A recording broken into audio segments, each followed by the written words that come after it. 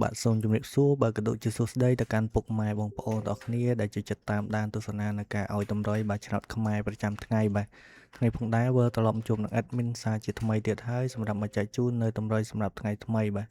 អញ្ចឹងបាទសម្រាប់ថ្ងៃនេះផងដែរបាទ admin ក៏មានលេខល្អៗសម្រាប់មកចែកជូនទៅកាន់ពុកម៉ែបងប្អូនទាំងអស់គ្នាបាទដើម្បីយកទៅផ្សងសំណាងផងដែរបាទអ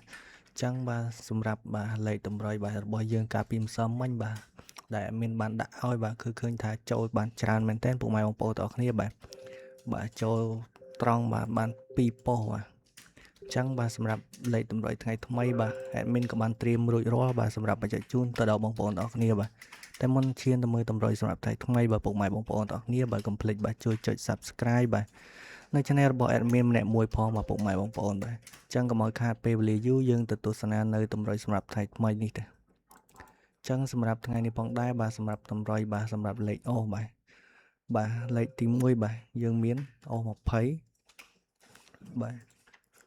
នៅមួយខ្ទង់ទៀតយើងមានអូសនៅខ្ទង់9បាទពុកម៉ែបងប្អូនចឹងបាទសម្រាប់លេខ2លេខរបស់យើងនៅថ្ងៃនេះផងដែរបាទចំពោះលេខ2លេខរបស់យើងនៅថ្ងៃនេះយើងមានលេខ28មួយខ្ទង់ទៀតយើងមាន96មួយខ្ទង់ទៀតយើងមាន47និងខ្ទង់ចុងក្រោយរបស់យើងមានបាទលេខ29ផងដែរបាទ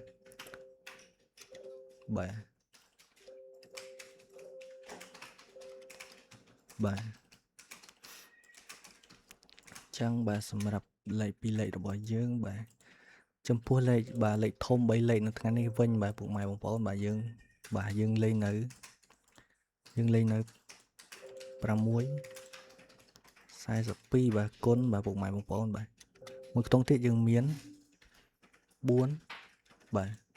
496បាទគុណដូចគ្នាពុកម៉ែបងប្អូននៅមួយខ្ទង់ទៀតខ្ទង់ចុងក្រោយរបស់យើងមានបាទ174បាទចឹងសម្រាប់លេខតម្រុយនៅថ្ងៃនេះផងដែរបាទសម្រាប់ខ្ទង់អូសរបស់យើងនៅថ្ងៃនេះយើងមានអូស20និងអូសបាទ9ផងដែរពុកម៉ែបងប្អូនបាទនិងបាទសម្រាប់2លេខបាទលេខ2លេខយើងមាន28 96 47និង29បាទនិងសម្រាប់លេខធំ3លេខនៅថ្ងៃនេះវិញបាទយើងមាន642គុណ996គុណនិងមួយខ្ទង់ទៀតយើងមាន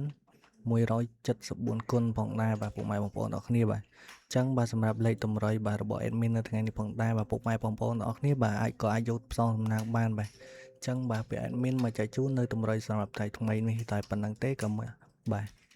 ចឹងបាទក៏ជូនពរពុកម៉ែបងប្អូនទាំងអស់គ្នាបាទយកលេខតម្រុយទៅផ្សងសំណាងបាទជូនពរសំណាងល្អបាទបានចូលចំគ្រប់គ្នាផងដែរបាទចឹងបាទ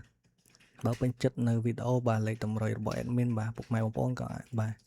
ជួយចុចបាទ like លើវីដេអូរបស់ admin ម្នាក់មួយផងបាទចឹងបាទជួបនៅ admin បាទចែកជូននៅតម្រុយបាទនៅថ្ងៃស្អែកជាបន្តទៀតបាទចឹងបាទគ្រប់លាពុកម៉ែបងប្អូនទាំងអស់គ្នាបាទ